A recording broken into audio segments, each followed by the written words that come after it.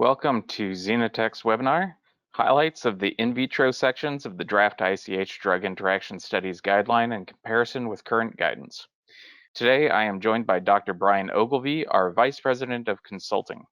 Brian received his Ph.D. in toxicology from the University of Kansas Medical Center. He has been with Xenotech since 1997 and currently serves as Vice President of Consulting. Brian is an author or co-author on over 50 scientific posters, peer-reviewed publications, or book chapters on the topics of drug metabolism, transport, and drug-drug interactions, and has represented the company as an invited speaker at various drug metabolism conferences.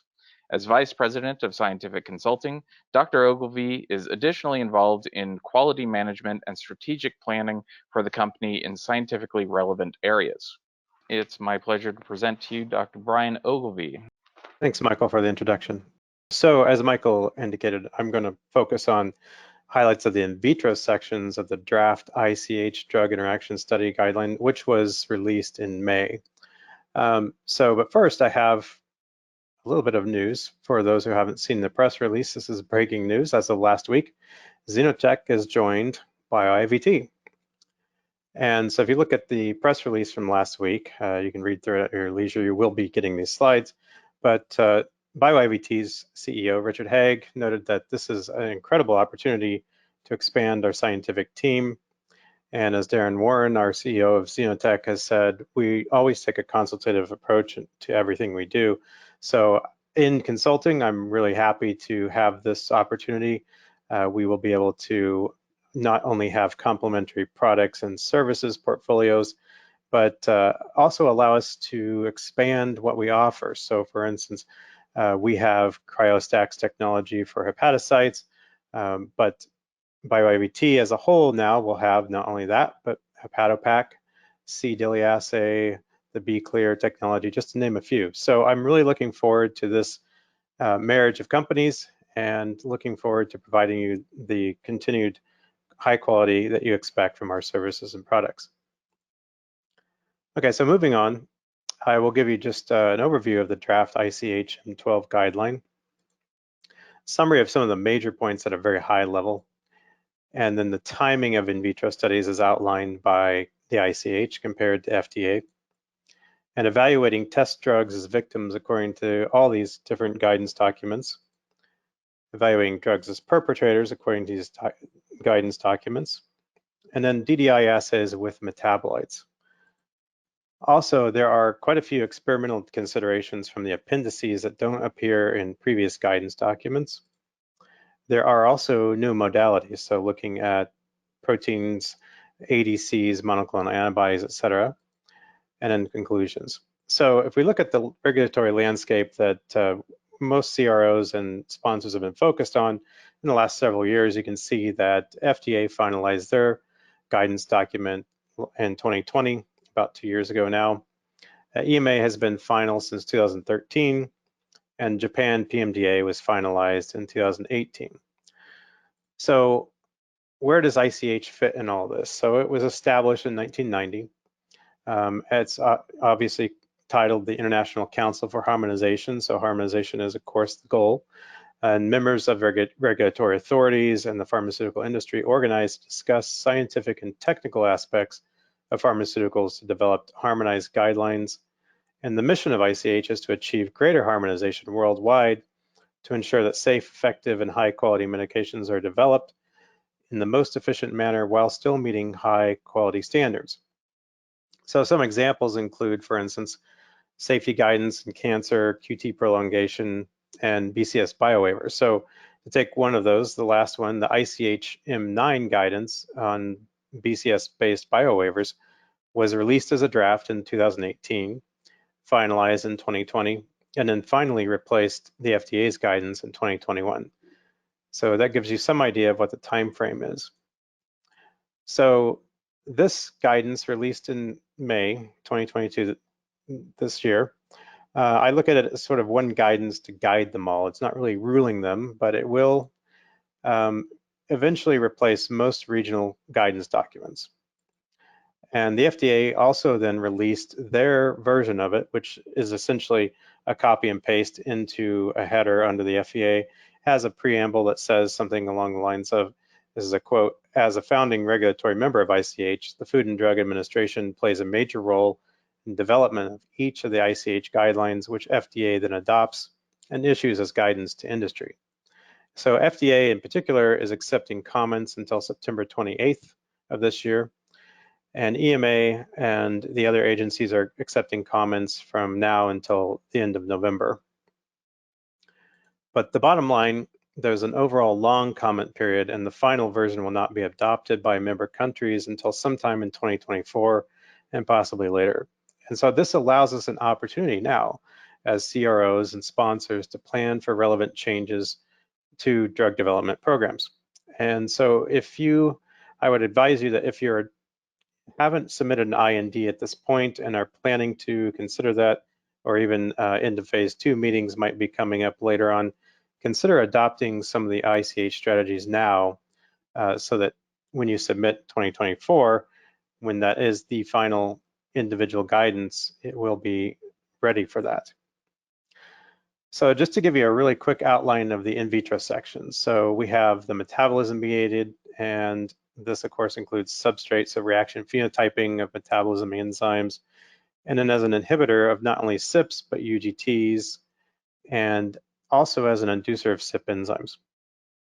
And when it comes to transporter-mediated interactions, not only a substrate, so in other words, victim potential, but also as an inhibitor, so perpetrator potential, and a very brief mention of inducer of transporters, and I'll cover that briefly in a little bit. There really isn't as much guidance here on induction of transporters as we might wish. And then as far as DDI potential for metabolites, looking at it as a substrate, inhibitor, and even as an inducer, and I'll provide more detail on that. Some of the new sections that don't appear in previous guidance are the therapeutic protein DDIs, and I'll cover some of this. So for instance, cytokine-related mechanisms, antibiotic drug conjugates, and so on. And then the appendices. So the appendices provide relatively detailed guidance for in vitro assay design, test system considerations, and so on, that really don't appear in the previous guidance documents to any great extent. And also included, I didn't incorporate this into this presentation, I felt like it was a little bit out of scope, our pharmacogenetics, because that scope is mostly clinical. I will say, of course, that in vitro studies can be used to fill in gaps once pharmacogenetic data are obtained during clinical studies. So just to go at a high level, major points in the draft, the title is simply Drug Interaction Studies, and that's because it covers both the in vitro and clinical DDI studies in one guideline. So as opposed to FDA, which separated those out, after previously having them in a single guidance in years past. And it actually incorporates many aspects that are already in the FDA, EMA, and PMDA guidance documents. I mean, that's the goal.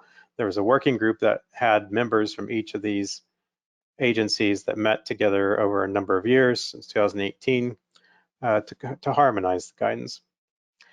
I will say, as a CRO, we typically already cover most of these aspects, and sponsors usually plan to apply for marketing authorization in Europe, USA, and sometimes Japan, among other countries. It also includes a mention of transporter induction if CYPs are induced. So this is basically a case where it says, because PGP, they focus on PGP, can potentially be regulated by PXR and or CAR, along with some other transporters that they don't specify.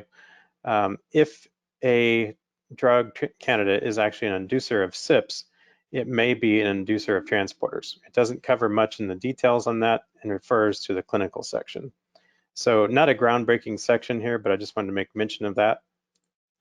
There's much more detailed assay methods provided, as I mentioned before. It also includes therapeutic proteins, ADCs, and pharmacogenetics. Other major points I'll cover in later slides as we go along.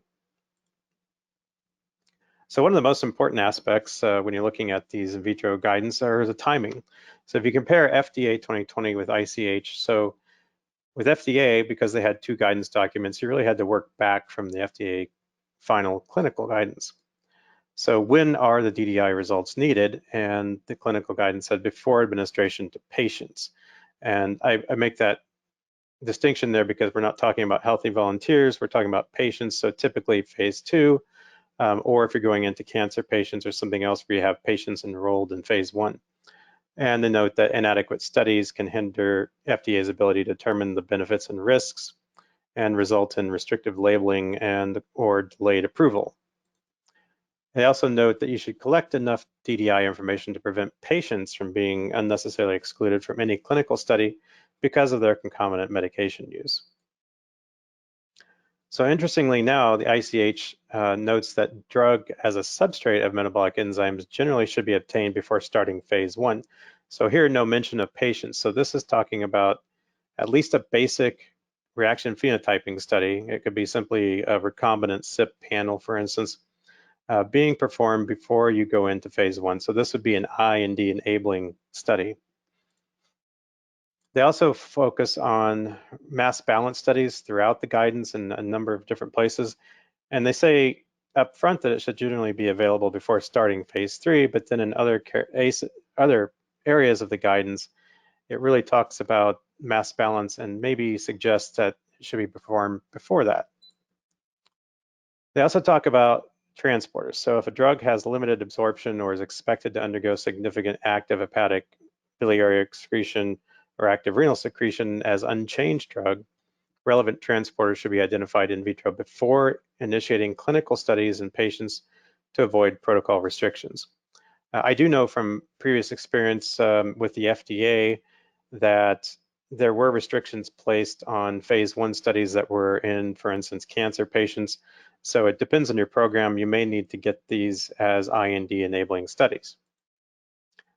And ICH goes further, saying perpetrator potential data on the major P450 enzymes and transporters should generally be available before administering the drug to patients. And again, this is all about safety when you go into phase 2 or phase 1 in patients that might have a need to be enrolled. Further, it goes on to say that the DDI potential of metabolites with significant plasma exposure or pharmacological activity should be considered similarly as for the parent drug, but these investigations can generally be completed later in development when more knowledge about the exposure and activity of metabolites is available. However, I'll note that waiting for metabolites as perpetrators and substrates would potentially mean running studies again later on that you've already run. We have many clients that just want to run the parent and metabolites in a single study to avoid inter-experimental differences, or if they place it with a different lab later on, avoid differences in lab-to-lab variation. And to be honest, most of the clients that we deal with on a regular basis run many of these studies as IND enabling studies. So they're not coming back, they're not typically running screening for IND enabling and then coming back and running a definitive study later. I know that is a strategy for certain companies, but the companies that we deal with by and large look at some of these as IND enabling studies. Of course, many of them can be delayed.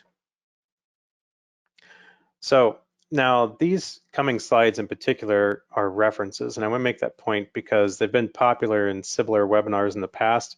I even had a poster that I put together with Andrew Parkinson that became a good reference. So I won't necessarily go through all of these tables in great detail in the interest of time. So don't feel like you have to, really listen and pay attention to follow along here. I'm going to go through these relatively quickly. Keep in mind you'll receive copies of the slides afterwards. So one thing I want to point out here, though, is I've got ICH 2022 as the top line. And if you look across the scope of CYP enzymes, this is as victim potential. So reaction phenotyping, they have the tier 1 enzymes, and these are all the same now across essentially all the agencies. ICH does note, however, that if the drug is not found to undergo significant metabolism by these major CYPs, others can be investigated. So going first to a second tier of P450 enzymes, which matches FDA and PMDA now, but then going to other drug metabolizing enzymes. So for phase 1, we've got the carboxylesterase, same thing as in FDA. All these enzymes are listed. PMDA also has DPD, dihydropyrimidine dehydrogenase. The other guidance documents don't specify that specifically. And whereas FDA said UGTs in general and EMA and FDA single out UGT 1A1 and 2B7. Now ICH lists out the full range of what I would consider to be the major UGTs. So these are ones that are available for the most part as a recombinant prep, and that we typically would have assays developed for. So moving on to evaluating drugs as transporter substrate, again, another victim potential. I've got 2 lines for ICH 2022 here. I've lumped this in because for intestinal efflux, PGP and BCRP, hepatic uptake, the OATPs, and then renal uptake, so the OATs, OCT2, and mates, these are all the same. And the only distinction that is added is ICH notes that if the target of the drug is in the liver, you should always investigate substrate potential for the OATPs. I would also note that OCT1 is a hepatic uptake transporter, which is important for the action of metformin, whose target is in the liver. And so that's part of the reason why down here in this column, ICH adds to consider MRP2, OCT1, and OATP2B1. When it comes to the renal uptake and bidirectional transporters, everything's the same again, except ICH also notes that if renal toxicity is observed, you should always look at those transporters for substrate potential. ICH notes that additional transporters can be decided on a case-by-case basis, and they specifically call out these 3, as I mentioned. You'll note that BSEP is not here. BSEP is mentioned only for inhibition of transporters. So a simplified interpretation of substrate or victim potential, this goes across all agencies at this point, focusing on the PGP and BCRP for intestinal efflux. This would be for orally administered drugs. Net flux or efflux ratio greater than 2.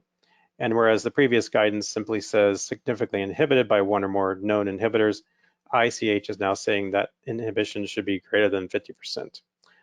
Same thing for hepatic uptake. Again, everything else is the same, but ICH adds the criteria for greater than 50% inhibition by 1 or more known inhibitors, and also with renal. I did already mention ICH has the additional considerations, mentioning MRP2, OCT1, and OATP2B1. So there are additional considerations that are included in the appendices. For instance, passive permeability must be considered now. So comparing the test compound to a high permeable control, and in which case you would need high or saturating concentrations, or actually use transporter inhibitors. So if you're using something like an MDCK2 cell line or KGO2 to look at passive permeability, you would want to have either high saturating concentrations of the drug or include inhibitors that would inhibit the residual transporter activity there. They also add that you should include validated high and low permeability reference substances, and that total recovery should be more than 80%. There are other details that are present in the appendices, but for the sake of time, I'm not going to go into great detail on those. And when it comes to enzyme inhibition scope, if you look across the agencies now, you can see that for CYP inhibition, it's exactly the same across, going back to EMA 2013 up to present with ICH 2022. Now, with other drug metabolizing enzymes, FDA really did not include other drug metabolizing enzymes for inhibition, whereas PMDA and EMA had included UGT 1A1 and others. EMA also said to study inhibition of UGTs known to be involved in drug interactions. So the new ICH guideline says if there is direct glucuronidation of the test drug, UGTs, including 1A1 and 2B7, so in other words, not only those 2, but potentially the rest, should be investigated. So the drug should be investigated as an inhibitor of these UGTs. ICH also notes that when an investigational drug is to be used with another drug that is mainly metabolized by direct glucuronidation, it's actually recommended to evaluate the in vitro potential inhibitory effect of the investigational new drug on those UGTs responsible for the elimination of the other drug. So this would be a case where if you know your drug will always be co-administered with a drug that is metabolized by, say, UGT 2B7, you should include an evaluation of whether or not the test drug inhibits UGT2B7 or any other enzyme. So these next slides will go through interpretation of how to handle irreversible hepatic CYP inhibition and so on. So starting with ICH, I've written the equation. It actually includes this, but ICH talks about no effect boundaries. And so this equation can also simply be written simply as Ki unbound must be greater than 50 times the unbound Cmax. That would be the no effect boundary. They then also rearrange this equation to put it in terms of Cmax unbound over Ki unbound, and the cutoff then is greater than 0.02. So that makes it equivalent to the other agencies. You'll note that the FDA and PMDA have this 1+ factor in there, which is why the cutoff value is 1.02, but it's equivalent to EMA, which is equivalent to the others. It's just simply missing that 1+ factor. And these two equations from FDA and PMDA are slightly different, but they are equivalent. I'll note that the ICH does specify unbound Ki, as does the FDA. And although it's not specified in the equation for PMDA and EMA, it is noted in the text of those documents that unbound inhibitor concentration should be examined due to nonspecific binding. And of note, ICH and FDA both cite our paper from 2015 in Drug Metabolism and Disposition that allows Ki values to be calculated as IC50/2. So this simplifies things. It allows you to run IC50 determinations as opposed to full Ki determinations. And just to take a closer look at this, does IC50/2 really equal Ki when substrate is equal to Km? So in 2015, we took data from 343 experimentally determined Ki values and correlated that with predicted values from IC50/2 when substrate was equal to Km. And this is all based on this Cheng-Prusoff equation from 1973. And you can see that that correlation across 343 experiments has an R value of 0.94. So this was compelling enough data that both FDA and ICH then cite that and allow this to be used. Interestingly to me, though, the same logic is not applied to transporter inhibition, where they say that if you're going to use a transporter inhibition constant for PBPK modeling, it needs to be the Ki value. It's interesting to me because they also note that that Ki determination should be performed at substrate concentrations that are very much lower than the Km for the reaction, or for the transport in that case, in which case Ki would naturally equal IC50. So moving on a little bit to reversible inhibition of intestinal enzymes. So now the ICH equation here can actually be written for the no effect boundaries as simply Ki is greater than 0.1 times the maximum clinical dose in 250 mils. So that rearranged to dose over 250 mils over Ki.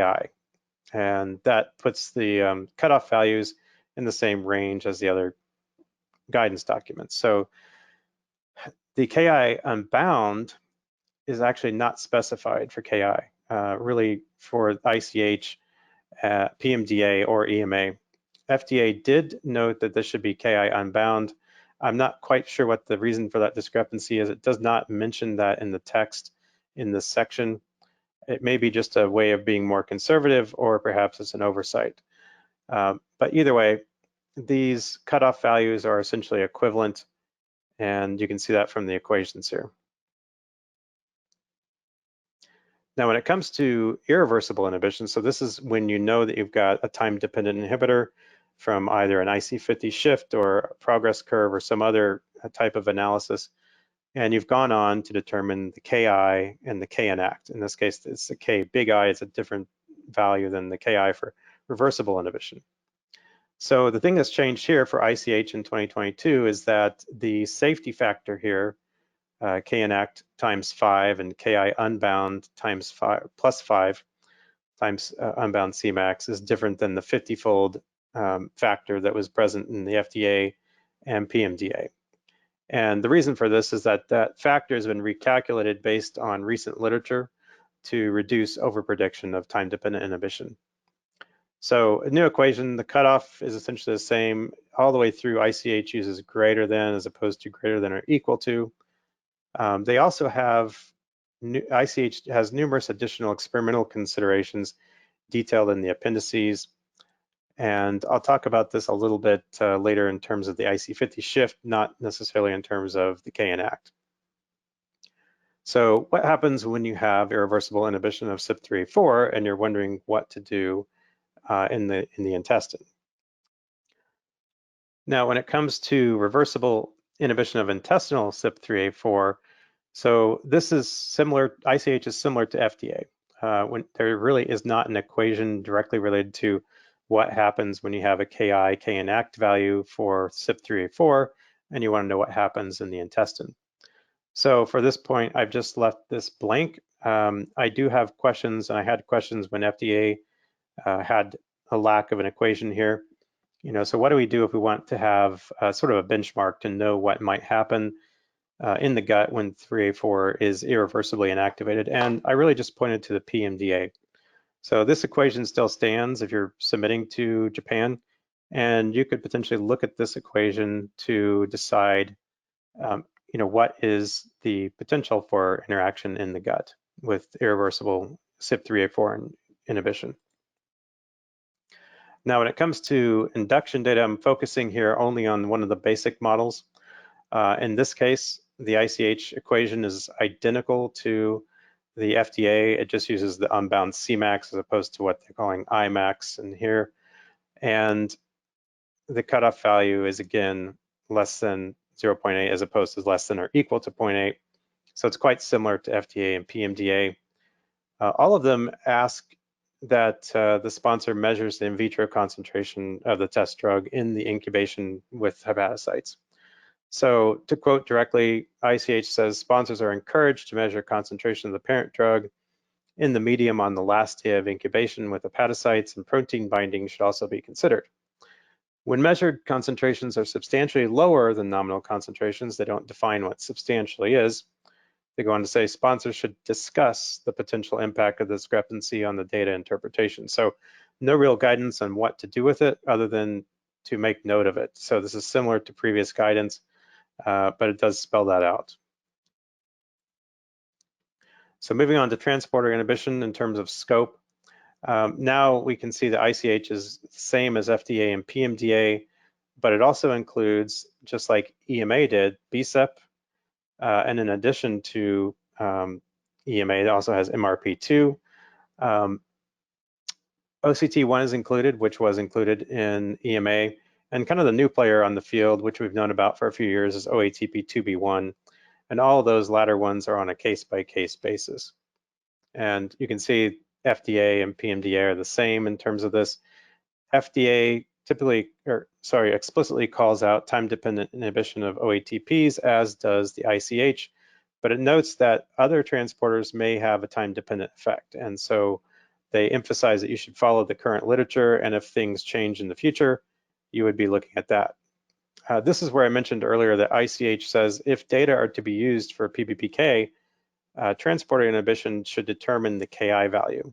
And the drug also, they note that the drug concentrations cannot exceed solubility or cytotoxicity, which seems reasonable. I think other guidances make mention of that. And then they say if high enough concentrations are not reached, in vivo assessment is recommended. So to me, I think I need a little clarity on that. Does in vivo assessment mean you simply need to go to a clinical study, which is obviously a huge expense and time? Or does that mean some sort of animal study, which I think might be of limited value? So that's something I would look for clarity for in the future. Now for intestinal PGP and BCRP, the equations and cutoffs, again, the equation for ICH can actually be written as Ki or IC50 simply greater than 50 times the unbound Cmax. To put it in a form that they also include explicitly in the guidance, it's a dose over 250 mils over Ki or IC50, which then the cutoff is greater than 10. So that's essentially equivalent to FDA and PMDA with the exception it's greater than, not greater than or equal to. And you can see that in this case, unbound in vitro parameters, so Ki unbound or IC50 unbound, is not specified really in any of the guidance documents here. And again, I don't know if that's because it's trying to be more conservative. ICH also has, and this is really a hot topic now, there's a lot of papers in the literature focusing on other cutoff values that can be proposed if justified based on in vitro to in vivo extrapolation and a calibration of the specific in vitro systems with known inhibitors and non-inhibitors of these transporter systems. So you don't have to follow these cutoff values if you go through this full validation process. So for OATPs, once again, the equation is written slightly differently than the other ones, but basically it's the Cmax at the inlet unbound over Ki or IC50. For all of these guidance documents, it is the unbound inlet concentration, but the in vitro parameter, it's not specified whether or not this should be unbound or not. There's a little bit of a difference in whether or not you use the blood to plasma ratio. So if you look at FDA, it says fraction unbound in plasma, whereas PMDA says fraction unbound in blood. However, if you look at more closely, the RB, so the blood to plasma ratio, is actually used in that I in max equation. So it really is used. And for PMDA, that's implied because fraction unbound in blood is used. Whereas ICH does not explicitly mention the blood to plasma ratio in this particular section. The good news is there is a nice letter by Andrew Parkinson to Drug Metabolism Disposition from 2019 that discusses this and what the impact might be. So you can look at that later when you have time. Moving on to the OATs and OCT and MATES inhibition, the big change here is that the cutoff value has changed. Once again, for the MATES, it's back down to greater than 0.02. So this is back to the more conservative EMA and PMDA criteria, which FDA in their initial guidance in 2017 had 0.02 and then actually raised to 0.1. So if the ICH goes through in its current form, we'll be back to more conservative values for the MATES. And I will note that for these equations and cutoffs, ICH does not explicitly mention BSEP, MRP2, OCT1, or OATP2B1, but you could potentially apply similar equations to get an idea of what the effect might be. This may be something where you have to follow the literature and upcoming papers that may be coming out in the future.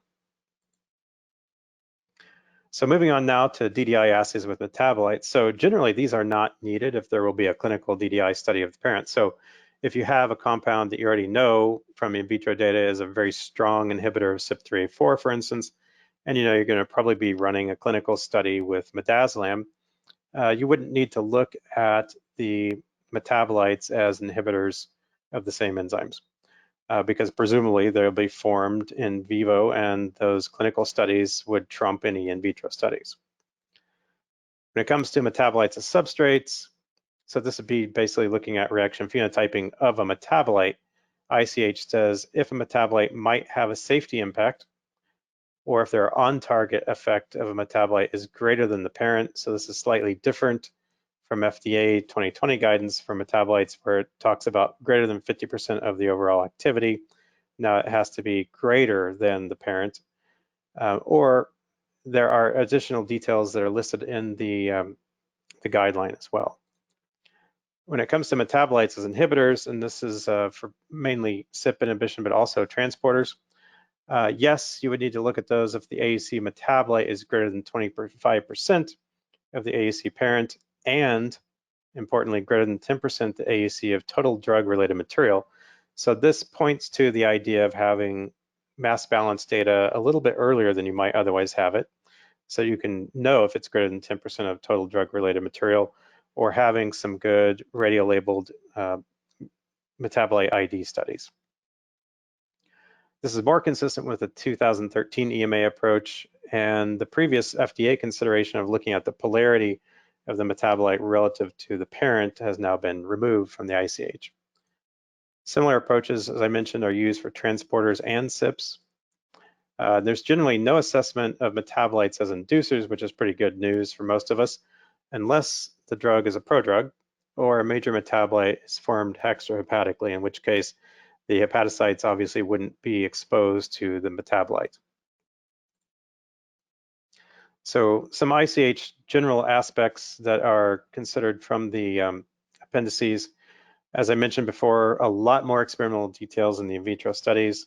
It includes lists of drugs that can be used for in vitro studies of CYPs, UGTs, and transporters.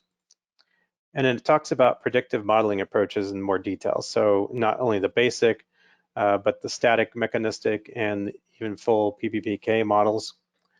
And then what the applications of the modeling would be. So obviously this would be to support some clinical recommendations.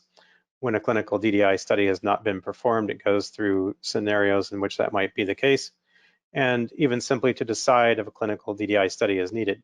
So similar to FDA, you can start with the basic model, and if it's positive there, you can move on to a mechanistic static model.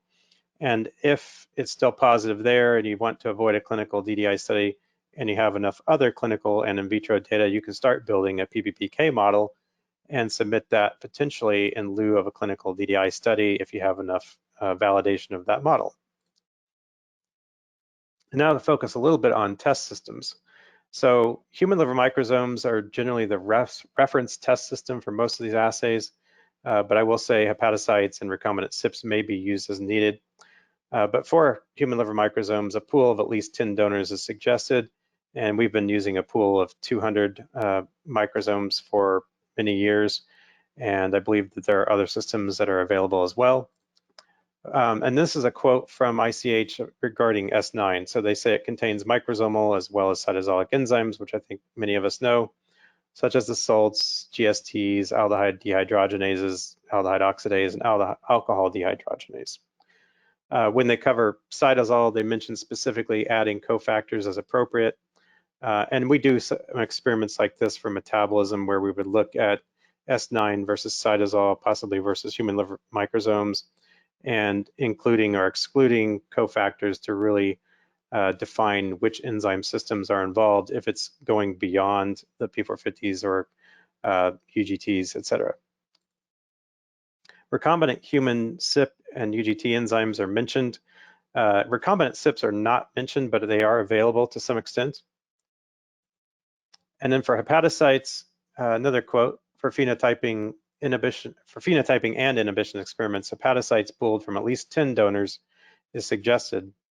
And I would mention that we have cryostacks, which can be pooled from more than 10 donors. And we also use pools of hepatocytes for routine use for metabolism studies, whereas for induction experiments, at least 3 individual donors should be used. And that again is something that most CROs, and we have certainly been doing for years. ICH now adds another option. So if you have a single culture that is fully validated per the ICH M12 guidance, and they provide details on how that's done, you can get by with a single culture. Now, before you get too excited, that probably means going through this very rigorous validation for a culture, and presumably that would need to be redone for each time you run out of lot. You would need to revalidate. Some additional notes when it comes to induction studies. For induction, mRNA, as with previous guidance, is the endpoint of choice now, except for CYP2C19, where you use activity. And this is something that we have noted in-house for many years, that CYP2C19 mRNA does not have much of a response to inducers. And so we always recommend using activity. ICH is now specifically calling this out. And then with test article concentration, if you remember for FDA, they recommend using 30 times the unbound Cmax. Now ICH is recommending only 15 times the unbound Cmax. So that could help when it comes to solubility or cytotoxicity in hepatocyte studies with induction. So I want to focus a little bit now on time-dependent inhibition. So ICH allows for the fold shift method in IC50. They also allow for a single point concentration where you would look, at a single high concentration with and without a pre-incubation to see if there's a shift. I think IC50 is obviously more robust. And they do note, however, that the degree of the fold shift in IC50 to establish a positive result would be dependent upon the demonstrated sensitivity of the experimental system used to detect known TDI compounds, particularly at least one with a lower fold shift, for example, ritonavir. So you would have to include another positive control here to show that your system can detect time-dependent inhibition. But the new method actually would appear to require 2 experiments. And the reason I say that is because, for one, you need the IC50 or a single concentration at 50 times the unbound Cmax for reversible inhibition. And for reversible or direct inhibition, you don't need any dilution, obviously. ICH is now saying that to do an IC50 with test article pre-incubated for 30 minutes, plus or minus any DPH, so in other words, the IC50 fold shift method, you have to follow that by a 10-fold dilution prior to the substrate incubation. So that they're calling that standard dilution method. So now you've got a single experiment where you have no dilution and another experiment where you would then have to dilute prior to the substrate incubation. The goal here is laudable. It's to decrease the effect of direct inhibition in the final substrate incubation so that you're basically isolating the time-dependent inhibition. That is, of course, very important when you're looking at Ki and Kinact experiments where you have to use dilution method and also use a very high concentration of substrate, marker substrate. But this is after there's already an indication of time-dependent inhibition in prior experiments. And we actually detailed the challenges and some pitfalls of using a dilution in an IC50 shift experiment back in 2011. So if you're interested, you can look at this paper. It is actually a 17-page full final version in Drug Metabolism and Disposition. It is quite a long paper. We divide it into sections, and if anyone's interested, I could probably send you some presentations from around that period that we have on that paper. Just a few things on other modalities. So therapeutic protein DDIs, again, another quote. In general, the risk of pharmacokinetic DDIs is lower for proteins. The in vitro assays that are applicable for small molecules are generally not applicable to proteins. I think that's something that we've all known for quite some time. I will note that there is a difference between proteins and peptides, and ICH is silent on peptides. In other words, peptides may still need to be treated as small molecules. I know EMA has come out and said as much in prior years. So that's based on drugs like cyclosporin, a cyclic peptide, which is a well-known transporter inhibitor, for instance. And they go on to say that when evaluating the potential for DDI between monoclonal antibodies and small molecules or between monoclonal antibodies themselves, the mechanisms of potential DDI should be considered, taking into account pharmacology and clearance, as well as any co-administered medication. So this is sort of a broad statement that really puts the onus on the sponsor to decide how to go about approaching these types of studies. Moving on to pro-inflammatory cytokine-related mechanism, I was excited to see this. I mean, we have now guidance from FDA that talks about this to some extent. ICH, for their part, says that certain therapeutic proteins may exert an indirect effect on expression of CYP enzymes and thus affect pharmacokinetics of small molecules. And the increase in cytokine levels as a result of drug treatment can be transient or persistent, and sponsors should consider this increase when determining whether to conduct a DDI study as well as the design of that study. And finally, if the investigational drug is a cytokine itself or a cytokine modulator, so in other words, a cytokine modifier, or in other words, a immunomodulator, sponsors should consider whether to perform a clinical DDI study to evaluate the effects for the investigational therapeutic protein on sensitive substrates.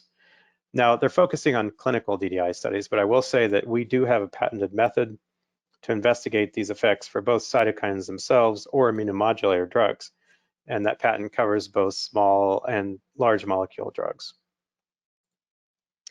Now, when it comes to antibody drug conjugates, the ICH says the small molecule drug component conjugated to the antibody can be released in unconjugated form, and therefore DDI potential of both the antibody and the small molecule drug component should be considered.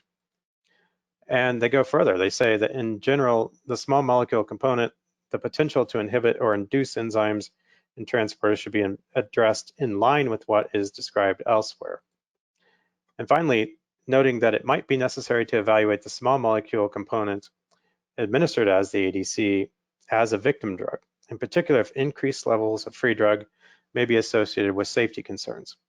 And understanding the exposure-response relationship of the various moieties is important in determining whether to conduct DDI studies and their significance. So we've actually been running studies like this for years where we look at the individual payload as a small molecule or the payload plus the linker.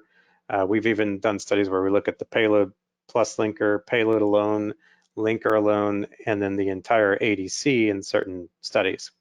So it's something that we've been doing for quite some time now, indicated here and the reasons for it in the ICH guideline. So to sum up, harmonization is obviously the goal. Many details in the ICH are identical to FDA 2020 final in vitro guidance, and also some of the others. There are details from EMA and PMDA guidance documents. And as I mentioned multiple times, they are much more detailed than any of the other guidance documents with respect to assay designs included in the appendices. And this is actually good news on a lot of fronts. You can use it to design studies going forward that you know might meet regulatory scrutiny. And if you already have studies, so a lot of what we do in consulting is look back at previous assays that have been done in the past and decide if they're of the quality that meet current guidance. That's what we would call a gap analysis. We're trying to find the gaps between older studies and what current regulatory thinking is now. So these appendices really help with that. And additional modalities were included, so therapeutic protein, suppression from cytokines, and immunomodulators in general, whether they be small molecule or large molecule immunomodulators, as well as antibody drug conjugates.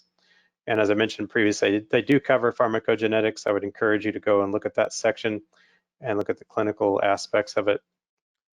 And finally, I would consider adopting some of the ICH strategies now if your IND won't be submitted until 2024.